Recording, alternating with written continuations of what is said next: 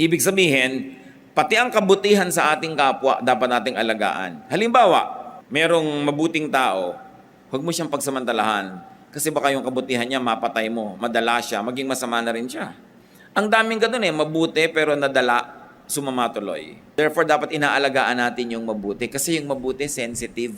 Madali siyang mag-perish dito sa present world na wicked. Kaya kung may nakikita kang mabuting ugali ng isang tao, mahalin mo yon, inorish mo. May mapagbigay, bigyan mo rin siya. Hindi yung tanggap ka lang ng tanggap. Dahil mamaya makakahalata rin yan. So mawawala na yung pagiging mapagbigay niya. Marami mga tao sa first love, di ba bigay na bigay? Ang pag-ibig, ang pagsinta, katapatan, lahat-lahat. Pero nung nasaktan 1, 2, 3 times, ayaw na. Siya na yung nananakit, gumaganti na. Kaya dapat inaalagaan natin yung mabuti. Pag nakita mo, ang buti ng kapatid ko na ito, hindi ko siya aabusuhin. Ang bait-bait ng taong ito, susuklian ko rin ang kabaitan. Kasi pag ginawa natin yun, dadami yung kabaitan, dadami yung mabait. Pero, alam mo, madaling utuin yan, utangan mo. Ano isa mo? Madali yan, konti lang bola-bola.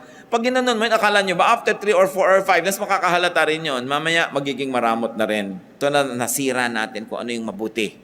Dapat nating inaalagaan ang mabuti para dumami yun.